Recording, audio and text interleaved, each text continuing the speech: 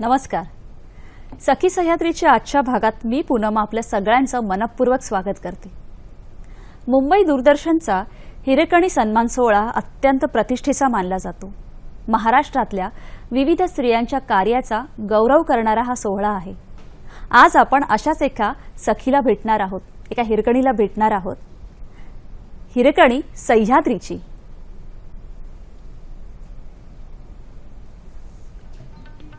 मोकळे आहे आकाश तुला उंच भरारी घेण्यासाठी, सखी नेहमीच येऊ दिवस असा तुला शुभेच्छा देण्यासाठी.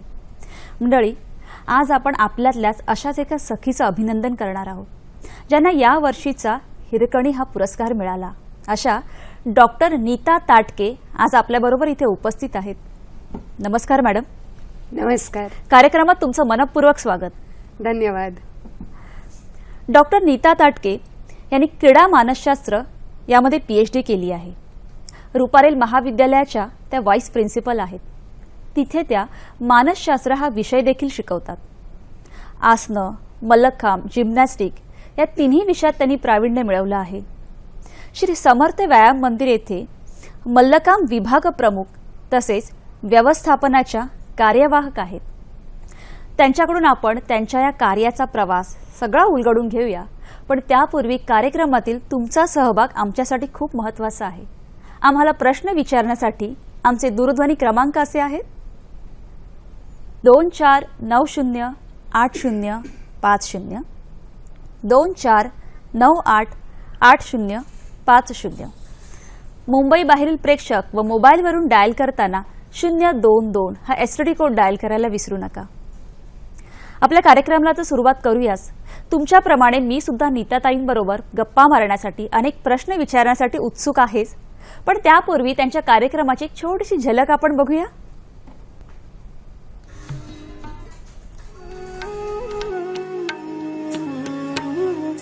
मल्लखांब म्हणजे भारतीय परंपरेतला अतिशय प्राचीन क्रीडा प्रकार. शरीराला सर्वांगीण व्यायाम आणि मानसिक तसंच शारीरिक आरोग्य संपदा हे याचं वैशिष्ट्य. विशेष म्हणजे मल्लखांबाचं नेत्रदीपक सादरीकरण मल्लखांबपटूंचं कौशल्य पाहणाऱ्याला अगदी खिळवून ठेवतं. बघताना सहज सुंदर वाटणारा हा क्रीडा प्रकार करणं मात्र अतिशय कठीण. अशा या अत्यंत कौशल्यपूर्ण क्रीडा प्रकाराच्या क्रीडापटू आणि प्रशिक्षिका डॉक्टर नीता ताटके शिवाजी पार्क इथल्या समर्थ व्यायाम मंदिरातून कित्येक वर्ष त्या अनेक मल्लखांबपटूंना समर्थपणे घडवतायत. इतकंच नाही तर त्या स्वतः देखील निष्णात मल्लखांबपटू आहेत. त्यांचं क्रीडाप्रेम हे केवळ मैदानापुरतच मर्यादित नाही, तर खेळावरच्या प्रेमापोटी त्यांनी अभ्यासासाठीही स्पोर्ट्स सायकोलॉजी हा विषय निवडला आणि त्यात डॉक्टरेटही मिळवली. त्या गेली अनेक वर्ष रुपारेल महाविद्यालयात मानसशास्त्राच्या प्राध्यापिका म्हणून कार्यरत आहेत आणि आता रुपारेलच्या उपप्राचार्य पदाची धुरा त्या मैदानातील सामर्थ्या इतक्याच सक्षमतेनं सांभाळत आहेत. विख्यात प्रशिक्षक उदय देशपांडेंच्या मार्गदर्शनाखाली बालपणापासूनच मल्लखांब शिकत असताना हा खेळ डॉक्टर नीता ताटकेंच्या आयुष्याचा अविभाज्य भाग कधी झाला हेच कळलं नाही. देशातल्या आणि परदेशातल्या विद्यार्थ्यांनाही त्यांनी मल्लखांब, रोप मल्लखांब इत्यादीमध्ये प्रशिक्षित केलं आहे. इतकंच नाही तर अंध विद्यार्थ्यांनाही मल्लखांबपटू बनवण्यात त्यांचा सिंहाचा वाटा आहे. जलदीपासना हे नीता ताटकेंचं आणखी एक वैशिष्ट्य. पाणी असलेल्या काचेच्या ग्लासात जळती मेणबत्ती लावून आणि तो ग्लास कपाळावर ठेवून योगासनं सादर करणं हे सोपं नक्कीच नाही, पण या कलेतही त्या तितक्याच निपुण आहेत. त्यांच्या यशाला आजवर अनेक पुरस्कारांनी सन्मानित करण्यात आलंय. त्यांच्या कुटुंबियांनी दिलेल्या पाठिंब्याचा त्यांच्या यशामध्ये नक्कीच मोलाचा वाटा आहे. नीताताईंच्या कार्याची थोडीशी झलक आपण बघितली. त्यांच्याकडून आपण पूर्ण प्रवासही जाणून घेऊयात. नीताताई, प्रथम खरंच तुमचं अभिनंदन. यावर्षीचा हिरकणी पुरस्कार जो तुम्हाला मिळालाय, हा प्रवास, हा एवढा मोठा प्रवास आम्हालाही थोडा उलगडून सांगा ना, काय होता?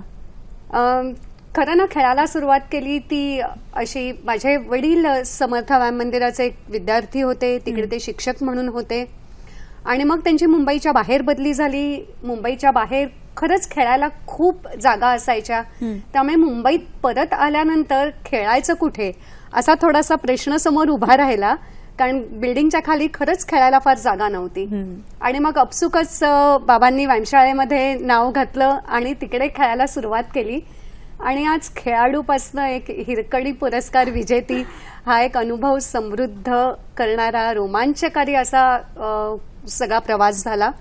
आणि मला वाटतं आता एक खूप मोठी जबाबदारीची जाणीव करून देणारा देखील हा प्रवास आहे. कारण पुरस्कार मिळाल्यानंतर काही काम केलेलं आहे हे खरं आहे, पण खूप काम करायचं बाकी आहे अशी जाणीव आणि जबाबदारी मात्र वाढली आहे. अगदी खरं आहे. तर तुमच्या खूप काम करायचं हे तर आम्हाला हळूहळू जाणून घ्यायचं आहे. पण तत्पूर्वी मला सांगे की तुम्ही खेळाकडे कशा वळलात आणि आसनं, जिम्नॅस्टिक या विषयातही प्रावीण्य असताना मल्लखांब हाच खेळ घ्यावा हे कसं? खरं ना, मी व्यायामशाळेमध्ये जेव्हा जायला लागले तेव्हा मुली मलखांब करत नव्हत्या. मलखांब करणारी समर्थ व्यायाम मंदिरातली माझी मुलींची पहिलीच बॅच. आम्ही तेव्हा तिकडे लाठी, लकडी, फरीगदगा ह्याचं प्रशिक्षण घ्यायचो. हजीरनीस नावाचे एक सर आम्हाला शिकवायचे. आणि तेव्हा आमची एक दिवस अशी असेंब्ली व्यायामशाळेची भरली असताना माझे प्रशिक्षक उदय देशपांडे सर ते तेव्हा खेळाडू होते. ते असेच असेंब्लीवरती आले आणि त्यांनी विचारलं की वेताचा मलखांब शिकायला कोणाला आवडेल. कारण तेव्हा आम्ही दोरीवरती मलखांब नाही करायचो. तेव्हा सिंगापूरहून वेत यायचे आणि व्यायामशाळेतली ही मुलं मल्लखांब आणि वेताचा मलखांब करताना आम्ही बघायचो. तर आम्ही 6-7 जणीने हात वर केले, बघूया तरी काय आहे असं म्हणून. आणि मग प्रशिक्षणाला जायला सुरुवात केली आणि खरोखर आवडायला लागलं. आणि आसनं, मलखांब, जिम्नॅस्टिक्सचे सगळेच प्रकार सर शिकवायचे, त्यामुळे ते सगळेच प्रकार मी देखील करायला लागले. होता होता झालं असं की स्पर्धा खूप खेळल्या, स्पर्धेमध्ये अनेक बक्षिसं मिळवली, पण शिकवायला आवडतंय असं जाणवायला लागलं. आणि मग फक्त स्पर्धात्मक शिकवण्यापेक्षाही कोणीही शिकायला आलं तर शिकवायला संधी मिळते असा मलखांब हा खेळ व्यायामशाळेत होता. त्यामुळे मी मलखांबाकडे जास्त रमले. मला पुढचा प्रश्न हाच तुमच्या ह्याच पॉइंटकडे यायचं होतं की खूप कमी खेळाडू खरं तर प्रशिक्षक या व्हायला वळतात. तर तुम्ही प्रशिक्षकही आहात, काय म्हणजे कसं वाटलं तिकडे वळावं आपण? खरं ना, आमच्या व्यायामशाळेमध्ये मी जसं म्हटलं माझी पहिलीच बॅच, त्यामुळे नवीन कोणी जर शिकायला आलं तर चला नीता किंवा आमच्यामधले जे इतर आसावरी, जाई ह्या मुली होत्या, आम्ही शिकवायला लागलो. आणि मग एक व्यायामशाळेमध्ये क्लास कंडक्शनची एक सिस्टीम तयार झाली की आम्ही क्लास 1 मधल्या विद्यार्थिनी या, आम्ही सिनियर मुली, आणि मग क्लास 2, क्लास 3, मग सिनियर मुलींनी क्लास 2च्या मुलींना शिकवायचं, क्लास 2च्या मुलींनी क्लास 3ला शिकवायचं. आणि आता जवळजवळ गेली 40-45 वर्ष ही परंपरा व्यायामशाळेमध्ये आहे. आणि शिकवतात, शिकतात. आणि त्यामुळे प्रशिक्षिका तसं खूप लहानपणापासून आलं आणि जाणवलं की मला हे खरोखर आवडतंय. आणि त्यामुळे खेळाडू म्हणून पण असताना मी शिकवत कायम राहिले. आणि हे फक्त मीच नाही, आमच्या व्यायामशाळेतल्या सगळ्याच विद्यार्थिनी असं करतात. खूप अभिमानाची गोष्ट आहे की 40-45 वर्षी परंपरा अजून चालू आहे. आणि त्यामुळे प्रशिक्षकांचा तुटवडा कधी पडला नाही आणि एक खेळाची परंपरा कायम पुढे चालू राहिली. खरं तर ताई, कॉलेज, व्यवस्थापक आणि प्रशिक्षक म्हणजे खूप वेगवेगळे टप्पे आहेत. मग हे एवढं सगळं करताना आणि तुमच्या कार्याची झलक आम्ही बघितली. खरं तर कुटुंबाचा पाठिंबा कसा होता किंवा कसा आहे? कारण त्याच्याशिवाय खरं तर एवढे टप्पे पुढे पार करणं खूप कठीण होऊन जातं. अगदी तुम्ही म्हणताय ते खरंय. कुटुंबाचा, नातेवाईकांचा, मित्रमंडळींचा, मी जिकडे नोकरी करते त्या रुपारेल महाविद्यालयाच्या व्यवस्थापनाचा, सगळ्यांचाच ना कायम पाठिंबा राहिला.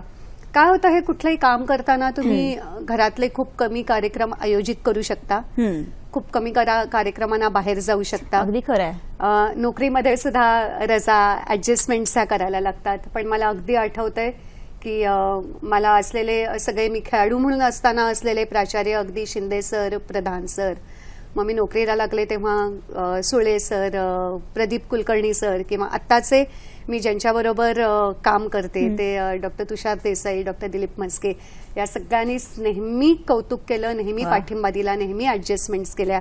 माझ्या डिपार्टमेंटच्या माझ्या विभाग प्रमुख डॉक्टर नंदिनी दिवाण, कुठल्याही रजा मागितल्या की कधीही त्यांनी नाही असं म्हटलं नाही. कुटुंबानी तर सगळ्याच स्तरावरती ऍडजस्टमेंट्स केल्या. माझा मुलगा केदार त्यांनी अभ्यास किंवा वर्तणुकीसाठी कधीही त्रास दिला नाही. त्यामुळे हा सगळा प्रवास खरं तर ही खरंच खूप सुकर मोठी झाला. जमेची बाजू असते नाही. हो. अगदी खरं. आपण हा प्रवास अजून जाणून घेऊयात.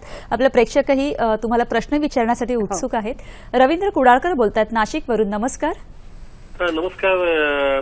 नीता यांचं सर्वप्रथम अभिनंदन आणि कौतुक करावं तेवढे कमीच आहे.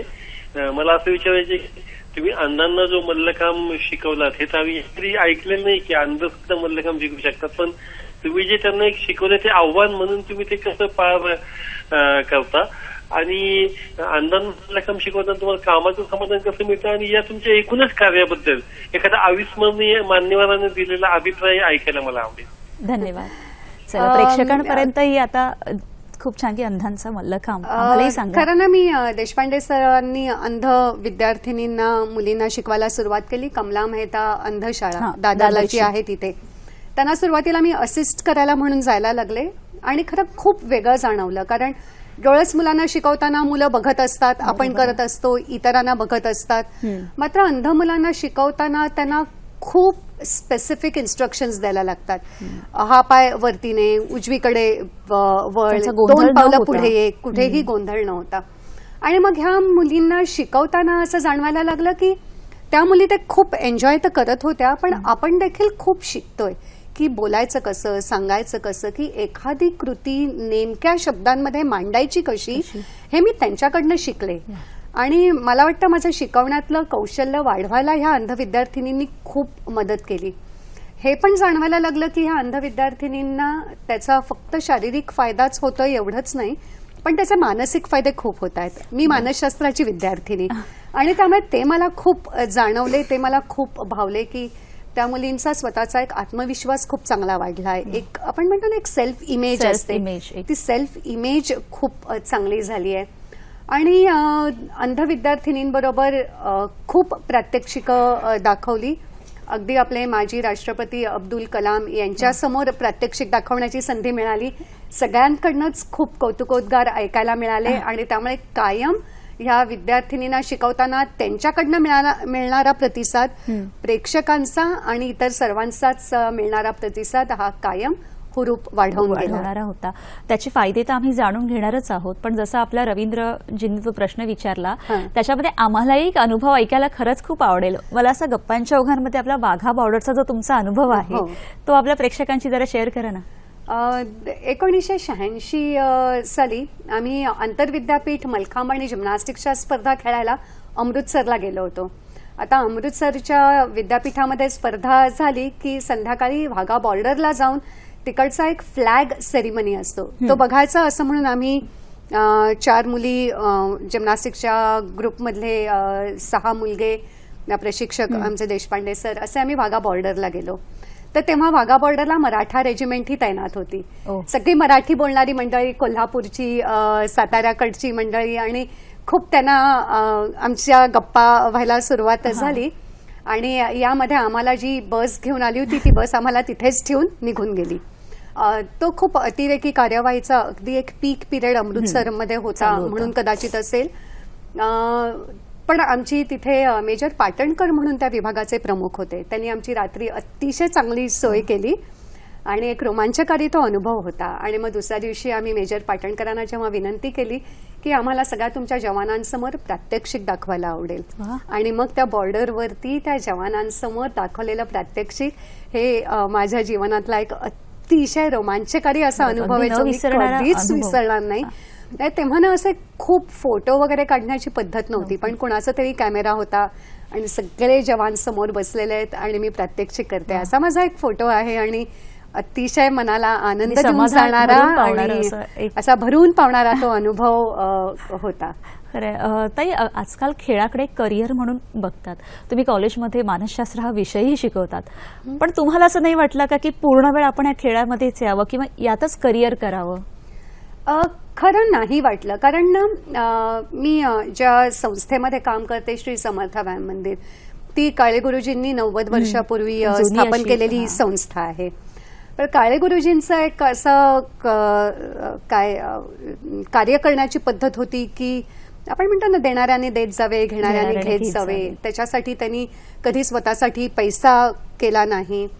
बरं तीच कार्यपरंपरा देशपांडे सरांनी पुढे चालवली. ते स्वतः कस्टम्स आणि सेंट्रल एक्साईजमध्ये नोकरी करत होते आणि वॅमशेत शिकवत होते. हे करता करता आम्ही पण तसंच शिकायला लागलो. बरं तो एक 80च्या दशकातला काळ असा पण नव्हता की खेळामधनं खूप चांगलं अर्थार्जन होईल.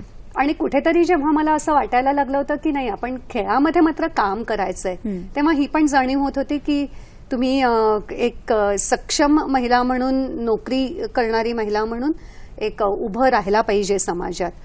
आणि त्यामुळे मग मी माझा अभ्यास पण केला. मानसशास्त्र विषय निवडला, ग्रॅज्युएट झाले, पोस्ट ग्रॅज्युएट झाले, नोकरी केली. पण ही नोकरी करत असताना कुठेतरी खेळांनी मला जे दिलंय ते ऋण कायम मनात राहिलं आणि शिकवणं चालू राहिलं, असं कायम वाटत राहिलं. त्यामुळे मग तुम्ही नोकरी करता करता प्रशिक्षण मी खेळामधनं कुठल्याही प्रकारचं अर्थार्जन करत नाही. ती तर परंपरा समर्थनी दिलेली परंपरा आहे. अर्थार्जनाचा त्यामुळे विचारही मनात आला नाही. पण जशी एक शैक्षणिक कारकीर्द करायची तशी आपली एक खेळातली करिअर कायम असावी ही भावना मात्र मनात राहिली. त्याच्याबद्दल तर मी अजून जाणून घेणार आहोत. पण एक करिअर म्हणून या खेळाकडे खरंच किती आव्हानं आहेत ती आम्हाला जरा सविस्तर सांगा ना.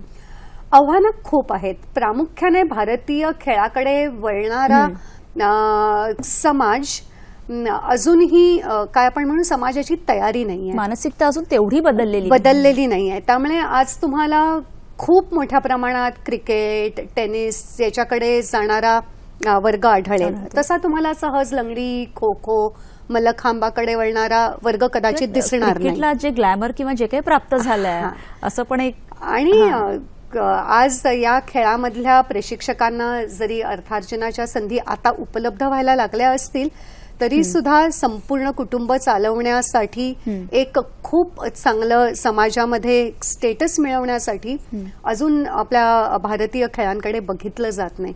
त्यामुळे आव्हानं खूप आहेत. आज आपण हिरकणी सह्याद्रीची या विषयाअंतर्गत डॉक्टर नीता ताटके यांच्याशी गप्पा मारत आहोत. खरं तर प्रेक्षकांचा आपला एक कॉल आलेला आहे. जितेंद्र बोलतायत आपल्याशी पुण्यावरून. नमस्कार. नमस्कार जितेंद्रजी, बोला. हॅलो. हा बोला. हा मॅडम, माझा मुलगा 6 वर्षाचा आहे. तो सध्या दोरीवरती म्हणजे असं दोरीवरच्या मल्लखांबासाठी प्रॅक्टिस करतोय. पण पूर्ण पुढे बांधून दिले त्याला. तर त्यासाठी तो योग्य आहे का मल्लखांब म्हणजे दोरीवरचा? हो, मल्लखांबासाठी काय करावं त्यासाठी मार्गदर्शन करा. बरं, धन्यवाद. दोरीवरचा मल्लखांब हा मल्लखांबाचाच एक प्रकार आहे. साधारण 5 वर्षाच्या पुढे प्रशिक्षण सुरुवात करायला काहीच हरकत नाही. आणि दोरीवरचा मल्लखांब तर करायचा त्याला त्याचे खूप चांगले फायदे होतील.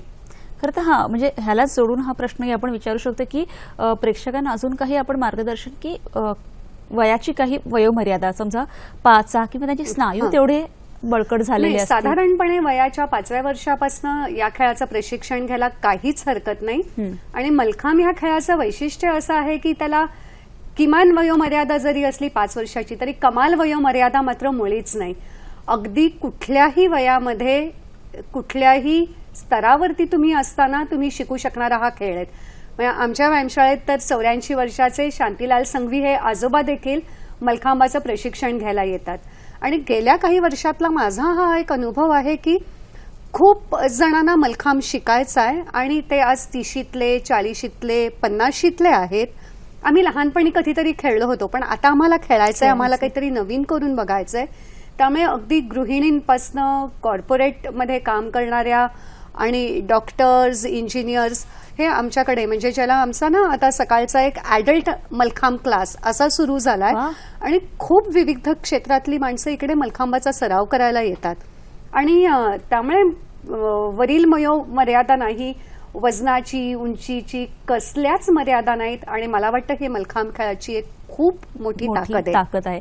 खरं तर तुम्ही याचं जे कमाल आणि किमान सांगितलं ते तुमच्याकडे बघून आमचे प्रश्न खरं तर दूर झालेले आहेत की कोणत्याही वयात खरं तर आम्ही सुद्धा शिकू शकतो. आता काही जण असं म्हणतात की तू काय लहानपणापासून करतेस त्यामुळे तुला अजूनही करता येतं. कारण मला असं वाटतं खरं म्हणजे तसं नाही. शरीराची लवचिकता असा काही भाग, लवचिकता शरीराची तुम्ही जसं जसं करत जाल ना सराव तशी तशी वाढत जाते. त्या खेळाचा तोच एक म्हणजे प्रामुख्याने आपला योगासनं, मल्लखांबावरती खूप योगासनं केली जातात. आता माझे जर पुढे वाकून अंगठे मी जर पकडू शकत असेल गुडघे ताठ ठेवून, तर त्या लवचिकतेचा मला तेवढा फायदा होईल. पण ज्यांना अंगठे पकडता येत नाही, थोडंसंच पुढे वाकता येतंय, तेवढं पुढे वाकून सुद्धा त्यांना फायदा मिळणारच. आणि जसा तुम्ही सराव नियमित करत जाल तसा तसा तुमचा शरीरातली जी ताकद असेल, तुमचं न्यूरोमस्क्युलर कॉर्डिनेशन असेल, अनुसंधान असेल, लवचिकता असेल, ही वाढतच जाते. खरं तर अनेकही खूप फायदे आहेत नाही का त्याचे? मलखांबाचे खरंच खूप आहेत. फायदे म्हणजे कुठल्याही खेळाचे शारीरिक फायदे हे असतातच. मलखांबाचे एक थोडंसं पुढे जाऊन जर फायदे बघायचे झाले तर मलखांब कसा हा अगेन्स्ट ग्रॅव्हिटी म्हणजे गुरुत्वाकर्षणाच्या विरुद्ध केला जाणारा खेळ आहे. म्हणजे एक लाकडी खांब आहे, त्या लाकडी खांबावरती तुम्हाला वर चढायचंय किंवा दोरी आहे त्याच्यावरती तुम्हाला चढायचंय. म्हणजे जमिनीपासून तुम्ही वर जाता, the first thing you do is तुम्ही गुरुत्वाकर्षणाच्या विरुद्ध काम करायला सुरुवात करता. बरं, मलखांब हा मांडीत पकडला जातो किंवा दोरी ही अशी 2 बोटांमध्ये पकडली जाते. तर आपल्या स्नायूंना असा जे प्रेशर आहे ते देण्याची सवयच नसते किंवा खांद्यांचे स्नायू ते वरच्या दिशेला खेचले जातात. सर्वसाधारणपणे आपण कुठलाही कृती करतो त्याच्यामध्ये अशा प्रकारच्या कृती करण्याची फार वेळच येत नाही. त्यामुळे शरीराच्या प्रत्येक स्नायूला अतिशय चांगला व्यायाम देणारा मलखांब हा एक बेसिक प्रकार आहे. मला माझ्या संशोधनामध्ये सुद्धा जाणवलेला भाग, पण एक सर्वसामान्य लोकांना सुद्धा हे दिसेल की आज एखादी व्यक्ती जमिनीपासून 8 फूट उंचीवरती जाऊन बसतेय म्हणजे कुठेतरी तिच्या भीतीवरती ती मात करते, कुठेतरी धैर्य गोळा करते.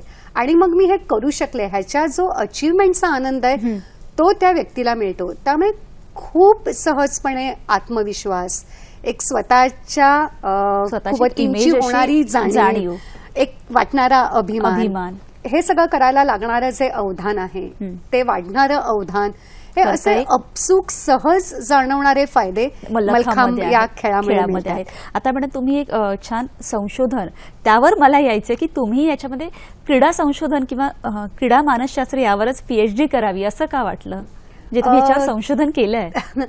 खरं म्हणजे मी ना मानसशास्त्र किंवा सायकॉलॉजी हा विषय निवडण्याची गोष्ट सुद्धा एक वेगळीच आहे. सरांकडे एक जिम्नास्ट नावाचं अमेरिकेहून मासिक यायचं खूप पूर्वी, म्हणजे तेव्हा मी शाळकरी विद्यार्थिनी होते आणि जिम्नास्टिक्स आम्ही खूप करायचो. तर त्या जिम्नास्टमध्ये वेगवेगळ्या स्पर्धांचे, परदेशी चांगल्या चांगल्या खेळाडूंची माहिती यायची, मुवमेंट्सबद्दलची माहिती यायची. तर आम्ही खूप उत्सुकतेने ते जिम्नास्ट वाचायचो. आणि दरवेळेला जिम्नास्टमध्ये एक काहीतरी मानसशास्त्रावरती खेळाडूच्या लेख असायचा आणि त्यातलं फार कळायचं नाही, पण मला ते आवडायचं. आणि मग ते वाचताना असं कुठेतरी वाटत गेलं की आपण सायकॉलॉजी घेऊया. मग मी सायकॉलॉजी घेतल्यानंतर सायकॉलॉजीमध्ये कुठेतरी रिसर्च करायचा आहे, संशोधन करायचंय असं मनामध्ये होतंच. त्याच सुमारास आमच्या शाळेमध्ये खूप परदेशी लोक प्रशिक्षण घ्यायला येऊ लागली आणि मग ते मलखांबाचे फायदे विचारायचे आणि आम्ही हे सगळे खूप फायदे 1 2 3 4 5 6 असे सांगायचं. आणि मग काही जणांनी मात्र विचारलं, पण तुमच्याकडे हे फायदे आहेत असं तुम्ही म्हणताय, पण हे प्रूफ केलेलं आहे का? तुमच्याकडे काही संशोधन आहे का, काही रिसर्च आहे का?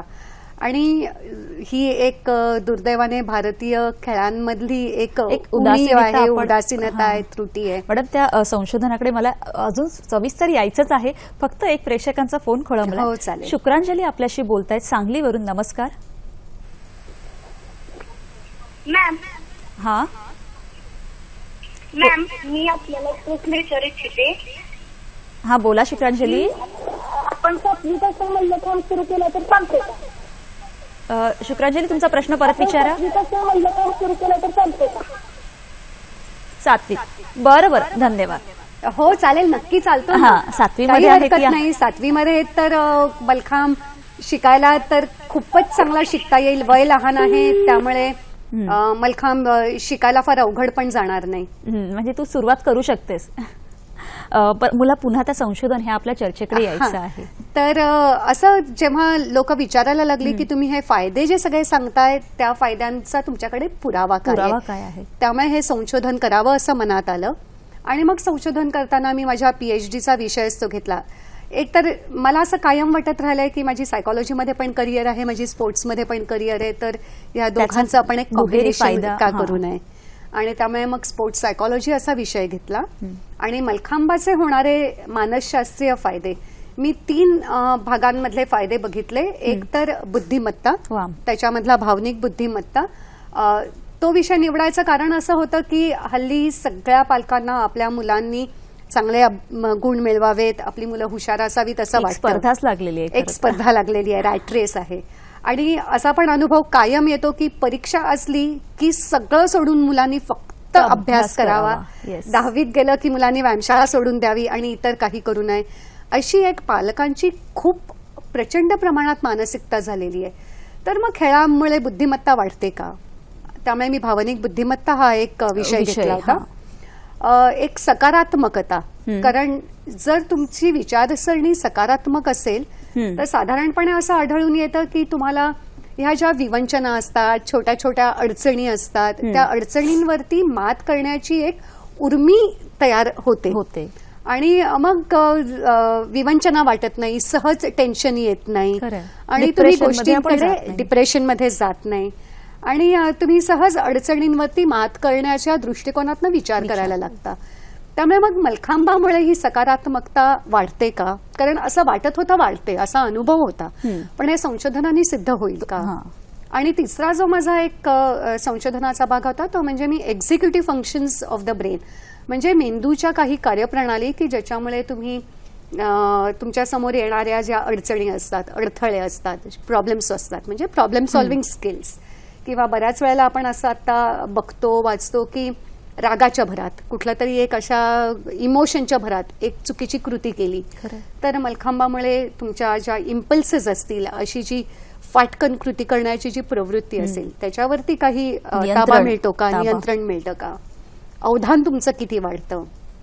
आणि मी प्रायोगिक पद्धती वापरली की जी संशोधनामधली एक खूप चांगली पद्धत मानली जाते आणि मला SNTT विद्यापीठाच्या डॉक्टर मृणालिनी पुरंदरे यांनी मार्गदर्शन केलं. आणि या सगळ्या संशोधनाचे निष्कर्ष हेच निघाले की मलखांबामुळे भावनिक बुद्धिमत्ता वाढते, मलखांबामुळे सकारात्मकता वाढते, तुमचं अवधान चांगलं होतं, तुमचं अडचणींवरती मात करण्याची जी क्षमता असते ती सगळी क्षमता वाढते. आणि मला वाटतं की ह्या सगळ्यामुळे एक परिपूर्ण चांगलं व्यक्तिमत्व होण्यामध्ये खूप मदत होते. हे जे निष्कर्ष आहेत खरं तर ह्यातून तुम्ही हे जे काढलं की अवधान किंवा आपली परिपूर्णता एक छान आपण एक माणूस म्हणून पुढे येऊ शकतो. आपल्या एक प्रेक्षकांचा फोन घेऊया. भारत वावळ आपल्याशी बोलतात डोंबिवलीवरून. नमस्कार. नमस्कार भारतजी. आपणा दोघांना नमस्कार. डॉक्टर नीता मांडके, आपणास 2015चा हेरकर्णी सन्मान पुरस्कार प्राप्त झाला, त्याबद्दल खूप खूप अभिनंदन. आणि त्याचप्रमाणे सखी शाळेमध्ये सुरुवातीसच जे डॉक्टर नीता मांडकेच्या कार्यशैलीची व्हिडिओ क्लिपिंग दाखवली ते खूपच सुंदर आणि छान होते, त्याबद्दल सखी शाळेचे धन्यवाद देतो. डॉक्टर, माझा प्रश्न असा आहे की आपण शिक्षण क्षेत्रामध्ये मानसशास्त्राची पदवी घेऊन देखील या क्षेत्रामध्ये अनेक दुसऱ्या संधी उपलब्ध असताना देखील आपण क्रीडा मानसशास्त्र क्षेत्र निवडले आणि आज आपण त्याच्यामध्ये अतिशय चांगल्या प्रकारे काम करत आहात. तर ही प्रेरणा आपल्याला कशी मिळाली आणि यापासून आपल्या जीवनामध्ये काय बदल झाला काय, त्याबद्दल थोडक्यात सांगाल तर बरं होईल. धन्यवाद. खरं तर खूप बदल झालाय, खूपच बदल झालाय, खूपच अनुभव समृद्ध जीवन झालंय ना. प्रेरणा मला वाटतं खूप छोट्या छोट्या गोष्टींमधनं मिळाली. मला आठवतंय आम्हाला व्यायामशाळेमध्ये बाणे गुरुजी म्हणून पुण्याचे एक वयोवृद्ध शिक्षक शिकवायला यायचे. निराधार मलखांब ही त्यांची स्पेशालिटी होती. म्हणजे असा तिरका, असा खाली तिरका असलेला मलखांब ते खूप छान करायचे. आणि वयाच्या 75मध्ये सुद्धा त्यांच्या शिकवण्याची जी ऊर्जा होती ती बघून थक्क व्हायचं. म्हणजे मला एक दिवस आठवतं, पाऊस पडायला लागला होता आणि आम्ही गुरुजींना म्हटलं, गुरुजी पाऊस पडतोय, आज कसा सराव करायचा? तर ते म्हणाले की पाऊस तुमच्यासाठी थांबलाय का? तुम्ही कशाला पावसासाठी थांबताय? पावसाला त्याचं काम करू द्या, तुम्ही तुमचं काम करा.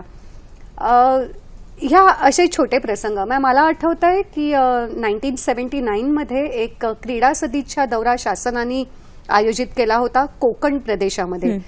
कबड्डी महर्षी बुवा साळवी त्याचे प्रमुख होते आणि खो खो, कबड्डी आणि आम्ही जिम्नॅस्टिक्स, मलखांब याची प्रात्यक्षिकं दाखवायला एक 10 दिवसाची एक कोकण विभागामध्ये टूर केलेली होती.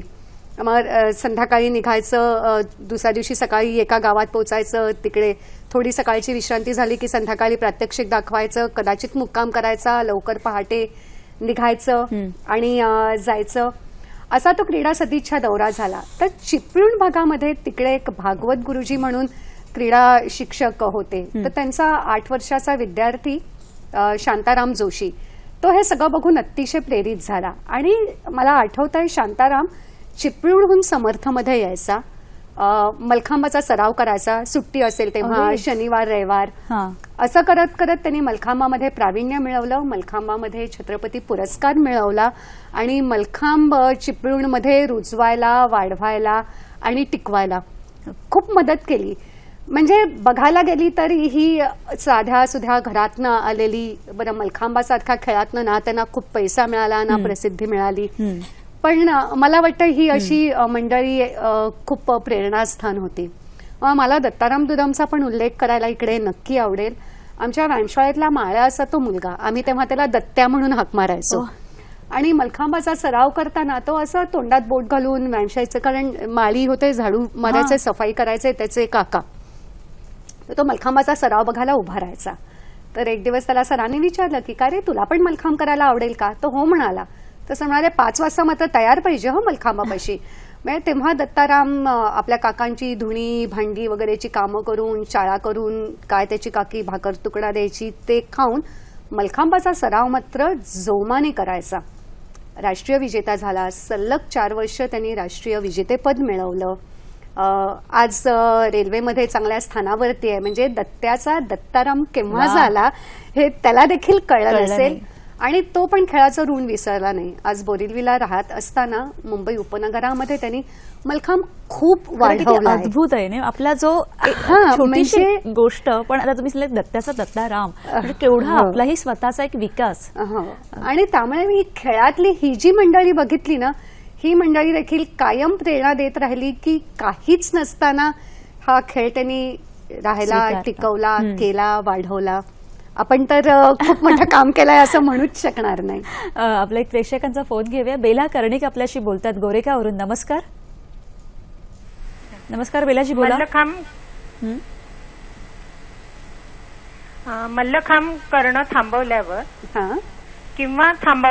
किंवा सोडल्यावर जाडी वाढते का आणि उंचीवर विपरीत परिणाम होतो का त्याचा? म्हणजे मुलींची उंची वाढायला थोडा त्याला अडथळा येतो का? आणि खूप चांगला प्रश्न विचारला. खरं तर काही लोकांच्या मनात जर ह्या प्रश्नाद्वारे काही गैरसमज असेल तर तेही दूर होतील. हो, मलखांब खेळल्याने उंची खुंटते असं अजिबात नाहीये. उंची कमी असलेली मुलं मलखांब जास्त चांगल्या प्रकारे करू शकतात. जसं बास्केटबॉल खेळामध्ये तुम्ही जर उंच असाल तर बास्केटबॉल जास्त चांगला खेळू शकता. त्यामुळे मलखांबामध्ये असं काही काही वेळेला आढळून येत असेल की चांगला मलखांब करणारे जे विद्यार्थी आहेत ते बुटके आहेत. ते मलखांबामुळे नाहीत, तर फक्त मलखांबामध्ये यश चांगलं मिळतं म्हणून उंची त्यांची कमी असते. त्यामुळे मलखांब कुठल्याही वयात परत करायला हरकत नाही. उंचीवरती काही विपरीत परिणाम होणार नाही. आणि सर्वसाधारणपणे सोडल्यानंतर वजन वाढतं, जाडी वाढतं असं होत नाही. फक्त दुर्दैवाने काय होतं, जेव्हा तुम्ही एखादा खेळ खेळत असता तेव्हा तुमच्या शरीराचं जे मेटाबॉलिझम असतं, जे चयापचय असतं ते चांगलं असतं. आणि खेळ सोडल्यानंतर खाणं मात्र कमी होत नाही, शारीरिक हालचाल कमी होते. आणि त्यामुळे वजन जर वाढत असेल तर ते खेळ सोडल्यामुळे नाही, तर इतर काही सवयींमुळे. त्यामुळे कुठलाही व्यायाम सोडल्यानंतर खरं तर व्यायाम सोडला हे जाडी वाढण्याचं कारण नाही होऊ शकत. मला असं वाटतं त्याच्यापेक्षा तो व्यायाम करत राहणं हे जास्त संयुक्तिक ठरेल.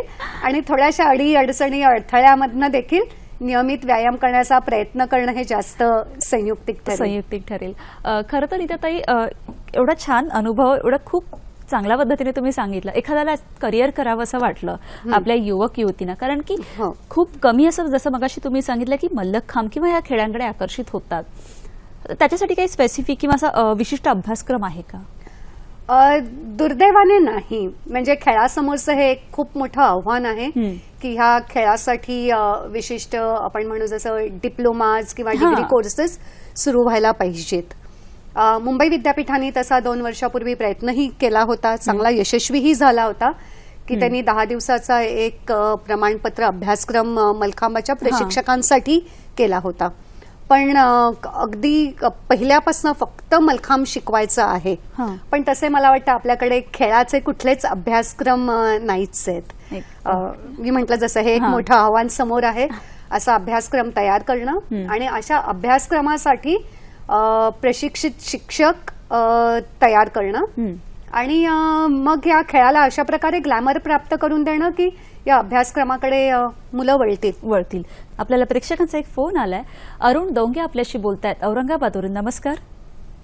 मॅडम, मी अरुण डोंगे बोलतोय नमस्कार. सिल्लोडवरून. नीता ताई, मी आपले खरोखरच मनस्वी अभिनंदन करतो. त्याचबरोबर अभिनंदन करतो सह्याद्री वाहिनीचे, ज्यांनी नीताताई सारख्या व्यक्तिमत्वांची चमक ओळखून हिरकणी पुरस्काराने सन्मानित केले.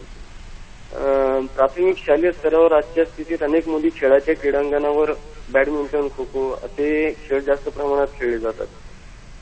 मल्लखांबासारख्या खेळांना शालेय स्तरावर शासनाने प्राथमिक महत्व देऊन शाळांतून मल्लखांबाचे महत्व विद्यार्थ्यांना पटवून दिले जावे आणि प्रत्येक शाळेतील क्रीडा शिक्षकांना मल्लखांबाचे प्रशिक्षण सक्तीचे केले जावे.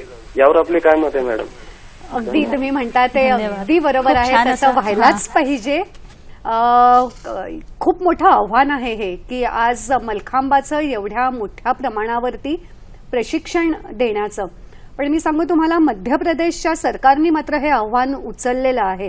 त्यांनी मल्लखांब हा त्यांचा स्टेट गेम म्हणून जाहीर केलाय आणि मल्लखांबाच्या विविध संस्थांना त्यांनी मल्लखांब पुरवणं, साहित्य पुरवणं, गाद्या पुरवणं, मल्लखांबाच्या प्रशिक्षकांना चांगलं मानधन देणं, हे अनेक उपक्रम चालू केलेले आहेत. मला वाटतं आपल्या इकडे सुद्धा असं जर शासकीय पातळीवरती व्हायला सुरुवात झाली ना, तर मल्लखांब खेळाला एक खूप मोठी चालना मिळेल. एक खूप चांगला दर्जाही असा अगदी प्राप्त होईल. कारण मला असं वाटतं की कुठेतरी युवकांचा ह्या खेळाकडे किंवा इथे येण्याचा हाही एक ओढा की बाकी खेळांना जसं एक ग्लॅमरस, जे एक अर्थार्जन, पैसा मिळतो, तसा मात्र इथे कमी असल्यामुळे त्यांचा ओढा मात्र थोडा कमी असेल. हो, तुम्ही म्हणता ते बरोबर आहे. पण हे कसं आहे माहिती आहे, एक आपण म्हणतो दुष्टचक्र असल्यासारखं आहे. खेळाला आज ज्या ग्लॅमर आहे त्या ठिकाणी खूप जण वळतात. ज्या खेळाला ग्लॅमर नाही त्या खेळाकडे कोणी येत नाही. पण ग्लॅमर नसलेल्या खेळाला कोणीतरी मीडियाने, आज वृत्तपत्रांनी थोडं ग्लॅमर द्यायला जर सुरुवात केली तर मला वाटतं हे चित्र बदलू शकेल. बरं, मल्लखांब हा खेळ असा दिसताना अतिशय रोमांचकारी दिसतो, अतिशय आकर्षक दिसतो. तो करायला मात्र तेवढा सोपा नाहीये. म्हणजे मल्लखांब करायची सुरुवात करताना तर सगळं अंग दुखतं. पायामध्ये जिकडे तुम्ही दोरी पकडता त्या पायाची सालडी जाते. त्यामुळे त्याच्यावरती मात करून जो राहतो तो मल्लखांबाकडे राहू शकतो, तो टिकू शकतो. ते पण एक मोठं आव्हान मल्लखांबासाठी आहे. मग क्रिकेट सारखा खेळ नाही, कुठली एक बॅट उचलली आहे, कुठलाही चेंडू घेतला आणि आपला क्रिकेट सुरू केला, असा खेळ नाहीये. त्यामुळे त्याच्यामध्ये तंत्र आहे. त्या तंत्रशुद्ध पद्धतीने प्रशिक्षण घेणं महत्वाचं आहे. मात्र आता जसं तुम्ही म्हणालात तसं एक शासकीय पातळीवरती ती यंत्रणा जर हल्ली तर खूप मोठं काम याच्यामध्ये टर्निंग पॉइंट होऊ शकतो. Absolutely. खरं तर ताई, तुम्ही खूप छान बोलत आहात. पण आता मला तुमचा पुन्हा एकदा जर्मनीचा एक अनुभव मला आणि आपल्या प्रेक्षकांना ऐकायचा आहे. सांगा ना. 2004 साली आम्ही जर्मनीमध्ये म्युनिकनी योगा फोरमनी दिलेल्या आमंत्रणावरनं तिथे मल्लखांब शिकवायला गेलो होतो. तो सुद्धा एक मला खूप वेगळा अनुभव वाटला. कारण तिकडे फक्त मुलं त्या मल्लखांब शिबिरात आली नव्हती, तर त्या मुलांचे पालक देखील मल्लखांब शिबिरात आले होते आणि पालकांना शिकवायचं. म्हणजे आपल्या इकडे ही कल्पना आता जरा जास्त रुजायला लागलेली आहे. मुलं येतात, मुलांबरोबर त्यांचे पालक देखील शिकण्याची इच्छा दाखवतात. जर्मनीमध्ये मात्र तो पहिल्यांदा आलेला अनुभव होता. बरं, आम्हाला त्यांनी करून दाखवायला जेव्हा ते सांगत असत तेव्हा आम्ही करत असलेल्या पूर्ण पोझिशनचे फोटो त्यांनी कधीच काढले नाहीत आणि मग ते आम्हाला फोटो दाखवायचे. त्यांनी जे काढलेले फोटो आहे ते की आम्ही दोरी अशी पकडलेली आहे, दोरी अंगाभोवती गुंडाळलेली, म्हणजे फक्त पायाभोवती दोरी केवढी गुंडाळली आहे तेवढा आमचा घोट्याचाच फोटो किंवा गुडघ्याचाच फोटो. आणि आम्ही म्हणायचो की हे कसले फोटो आहेत, म्हणजे ह्याच्यामधनं तर काय पोझिशनही कळत नाही. पण त्यांचं म्हणणं होतं की आज तुम्ही परत गेल्यानंतर आम्हाला हे बंद करायचं नाहीये. त्यामुळे नक्की दोरी कुठून कशी वळलेली आहे, मल्लखांबाची ग्रीप तुम्ही मांडीमध्ये कशी पकडली आहे, हे तुम्ही गेल्यानंतर ह्या चित्रांद्वारे आम्ही शिकू शकू.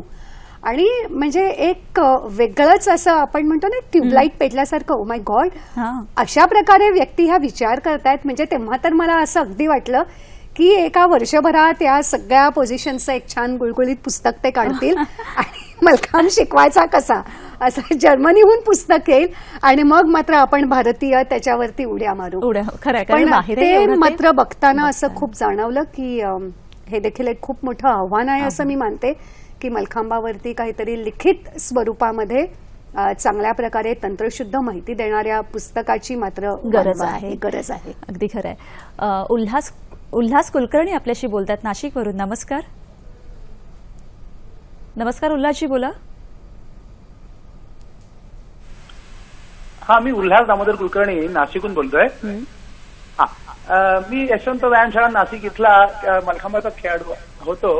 बरं. आणि आजही मी शिकवतोय. बरं. तुम्ही अजूनही आणि मला अतिशय अभिमान वाटतोय की डॉक्टर नीता ताटके आज या स्क्रीनवर बघून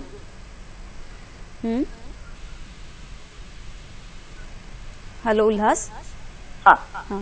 ह्या आमच्या सिनियर मोस्ट मलखांबाच्या खेळाडू, जिम्नॅस्टिकचे खेळाडू असतील मला असं वाटतंय. कारण त्या समर्थ व्यायामशाळेमध्ये उदय देशपांडेंच्या बरोबर मी स्वतः सुद्धा कोल्हापूरला त्यांच्याबरोबर ते आमचे सिनियर होते त्यावेळेला, त्यांच्याबरोबर आम्ही मलखांबाच्या स्पर्धा खेळलेली आहे आणि प्रत्यक्ष त्यांच्याशी संपर्क सध्या आहे.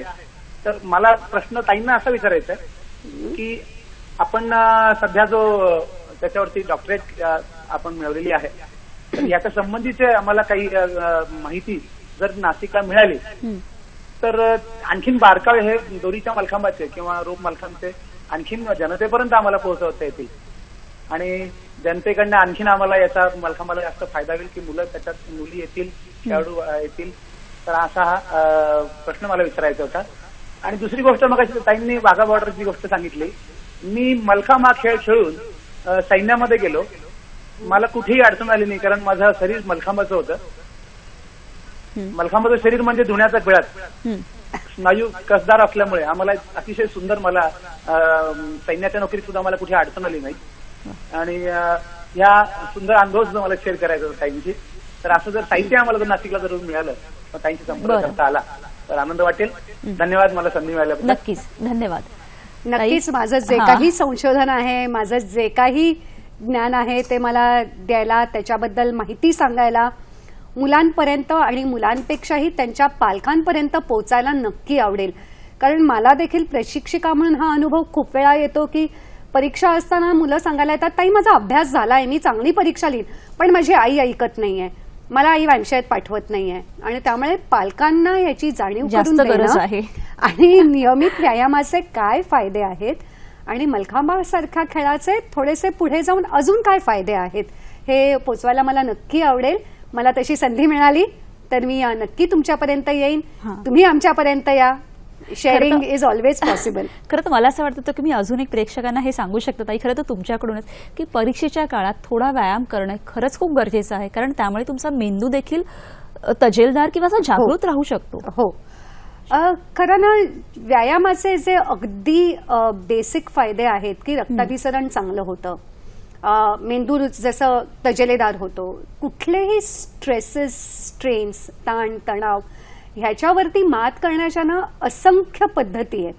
पण सर्वांपर्यंत पोचणारी, सगळ्यांना सामावून घेणारी आणि अगदी तुम्ही 5 मिनिटं खेळलात काय आणि 5 तास खेळलात काय तरी सुद्धा तुम्हाला समृद्ध बनवणारी जी कुठली कृती असेल तो म्हणजे खेळ. आणि त्यामुळे अभ्यास असो, परीक्षा असो, तुमच्यावरती खूप कुठल्या इतर जबाबदाऱ्या असो, स्वतःसाठी किमान 5 मिनिटं रोज काढायला काहीही हरकत नाही. मलखांबासारखा खेळाचा किंवा एकूणच ना भारतीय खेळांचा हा एक फायदा आहे की कमी जागा लागते, कमी वेळ लागतो आणि फायदे मात्र त्याचे खूप आहेत. अगदी ताई, मला आता ह्या मुद्द्याकडे यायचं की जसं तुम्ही मगाशी सांगितलं की जर्मनीवरून एखादं पुस्तक माझ्याकडे छापून येईल, तर डॉक्युमेंटेशन हा प्रकार परदेशात किंवा बाहेर खूप आहे. त्यामानाने आपल्याकडे मात्र थोडी उदासीनता आहे. त्याविषयी काय सांगाल? तुम्ही म्हणता ते खरं आहे. सुदैवाने मला त्या बाबतीत देखील मी खूप भाग्यवान ठरीन. कारण मला आठवतंय काळे गुरुजींनी व्यायामशाळा स्थापन केल्यानंतर व्यायामशाळेवरती जी काही प्रसिद्धी तेव्हा आली, म्हणजे अगदी 1935 साली, 38 साली, 40 साली ती कातरणं त्यांनी कापून ठेवलेली होती. फार चांगल्या अवस्थेत ती कातरणं आम्हाला मिळाली नाहीत, पण तरी कातरणं होती. जी काही मलखांबाबद्दलची प्रसिद्धी झाली, जे काही मलखांबाबद्दलचे फोटो होते, जिकडे जिकडे मलखांब शिकवला जात होतो, एक देशपांडे सरांना अशी एक सवय होती की ह्या सगळ्याची नोंद करून ठेवायची. आणि त्यामुळे व्यायामशाळेमध्ये नोंदी खूप होत्या आणि हे सगळं जमवलेला ठेवा बघताना कुठेतरी मला पण असं जाणवत होतं की या ठेव्याचं काहीतरी आपण एक चांगलं करूया. मॅमच्यात एक थोडीशी अशी सिस्टीम होती जी सर काय करायचं, कुठलंही पेपरमध्ये कात्रण आलं की ते A4 साईज कागदावरती चिकटवायचे, मग त्याप्रमाणे कापून चिकटवायचे. हो.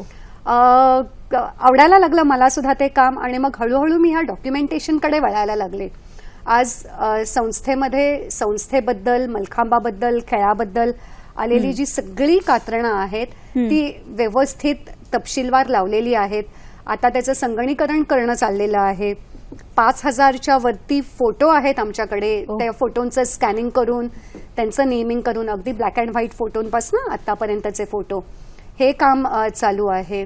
त्यामुळे डॉक्युमेंटेशन मलखांबाबद्दल जिकडे जिकडे जी जी काही माहिती मिळेल ती माहिती एकत्रित करून ठेवली आहे. आता ह्या एकत्रित केलेल्या माहितीला मात्र एक अजून चांगलं स्वरूप द्यायचंय. ह्याच्याबद्दलचं काहीतरी एखादं चांगलं लिखाण, चांगलं पुस्तक, चांगलं तंत्र, शुद्ध मलखांबाचं तंत्र शिकवणं काहीतरी मला असं वाटतं की हे करायचं तुमच्याकडूनच एक प्रेरणा मिळू शकते की डॉक्युमेंटेशन आपण करायलाच पाहिजे.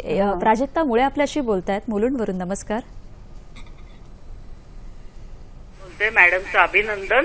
दुसरी गोष्ट असं की मला त्यांना विचारायचं की ह्याच्या बाबतीत डायटिक रिस्ट्रिक्शन्स काही असतात का. दुसरी गोष्ट असं की आपण जसा मल्लखांब जागतिक स्तरावर नेऊ बघताय किंवा आपले फारच सुंदर कर्तृत्व तुम्ही गाजवताय, तर तसंच बाकी सुद्धा झिरो इन्व्हेस्टमेंटचे आपली लंगडी, खो खो, विटी दांडू, मी तर म्हणते सगळे आट्यापाट्या झिरो इन्व्हेस्टमेंटचे स्वस्त मस्त खेळ आहेत शारीरिक आणि या दृष्टीने. तर ह्याला सुद्धा तुमच्या माध्यमातून आणि तुमच्या कर्तृत्वावर तुम्ही काही नेऊ शकला तर मी तुम्हाला इतके धन्यवाद देईन की आपल्या भारत सरकारने त्या बाबतीत हे पुढाकार घेऊन आपल्याला प्रोत्साहन द्यावं असं मला वाटतं. आपल्याला कसं वाटतं या बाबतीत सजेस्ट करू शकाल? थँक्यू. धन्यवाद. खरं म्हणजे प्रेरणास्थान आहात. सांगा. खाण्यापिण्याचे म्हणजे डाएटची कुठलीही रिस्ट्रिक्शन्स नाहीत. सर्वसाधारणपणे आपण जे पोळी भाजी भात पोहे शिरा उपमा खातो ते जंक फूड खाऊ नये, पण हे सर्वसाधारणच आपल्या तब्येतीसाठी. मलखांब ऑलिम्पिकपर्यंत जायला पाहिजे असं खूप जण म्हणतात, असा विचार खूप जण मांडतात. एखादा खेळ ऑलिम्पिकमध्ये जाण्यासाठी तो 75 देशांमध्ये खेळला जायला पाहिजे. आज मलखांबाची तोंडओळख सुमारे 30 देशांमध्ये झाली असेल. सिंगापूर, जर्मनी, अमेरिका इकडे मलखांबाचा नियमित सराव चालतो. आंतरराष्ट्रीय मलखांब महासंघाची नुकतीच स्थापना झालेली आहे. आता ह्या सगळ्याच्या माध्यमातून मलखांब इतक्या ठिकाणी पोहोचवायचा आहे परदेशात. पण आज सुद्धा मलखांब भारतामध्ये जवळजवळ सगळ्या राज्यांमध्ये खेळला जातोय. पण तदुसरी खेडोपाडी गल्लोगल्ली हा मलखांब पोचला पाहिजे. आपल्या ज्या राष्ट्रीय क्रीडा स्पर्धा होतात त्या राष्ट्रीय क्रीडा स्पर्धांमध्ये मलखांबाचा समावेश अजूनही झालेला नाहीये. ते सुद्धा एक खूप मोठं आव्हान आहे. त्यामुळे एका खेळाचं एवढं प्रचंड आव्हान समोर असताना अजून लंगडी, विटी दांडू आणि हे सगळे जे खेळ आहेत, पण तुम्ही म्हणता ते खरं आहे. कामामध्ये खूप माणसं यायला पाहिजेत, अनेकांचे हातभार लागले पाहिजेत. त्यामुळे काम करण्यासारखं खूप आहे आणि आता तरी सध्या माझा फोकस मलखांबावरती जास्त आहे. खरं तर तुमचं कार्य एवढं मोठं आहे की खूप आणि आपल्याकडे वेळ कमी आहे, पण तरी आपले युवक बालक आता मलखांब कोणत्याही वयात करू शकतात. म्हणजे सगळ्यांसाठीच तुम्ही काय सांगाल? मी सगळ्यांनाच सांगेन की व्यायामाकडे या. व्यायामाकडे येताना भारतीय खेळांकडे या आणि भारतीय खेळांकडे येताना तुम्ही मलखांबाकडे या. कारण मलखांबाची जी खास वैशिष्ट्य आहेत ती एकदा तुम्ही अनुभवलीत की तुम्ही मलखांबाच्या प्रेमात पडाल.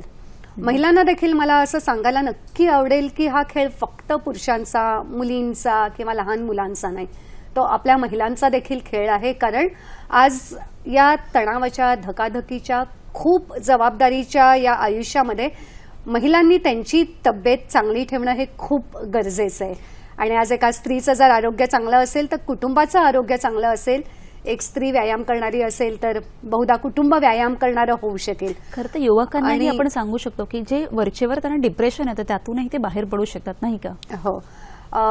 मानसशास्त्रीय संशोधन असंच दाखवतं की हे जे युग आहे ते ताणतणावाचं आहे, डिप्रेशनचं आहे आणि जसं मी मगाशी म्हटलं होतं तसं की अनेक पद्धती आहेत ह्याच्यामधनं बाहेर पडायच्या, पण खेळासारखी सर्वसमावेशक पद्धती नाही आणि कमीत कमी वेळात शरीराच्या जास्तीत जास्त भागांना व्यायाम देणारा मलखांबासारखा दुसरा खेळही नाही. अरे, ताईने अगदी खरं सांगितलंय की खेळांकडे या, खेळातून भारतीय खेळांकडे आणि भारतीय खेळांमधून मल्लखांबाकडे या आणि तुमचाही हा प्रवास असा सुरू करा. खरं तर ताई, सह्याद्रीची हिरकणी आम्हाला खरंच खूप अभिमान वाटते आज तुम्ही इथे आलात आणि इतक्या छान गप्पा मारल्या. म्हणजे मार्गदर्शन तर झालंच, पण एवढ्या सुंदर गप्पा मारल्या त्याबद्दल खरंच तुमचं खूप अभिनंदन. थँक्यू. खूप धन्यवाद. धन्यवाद. भेटूया पुढील भागात. धन्यवाद.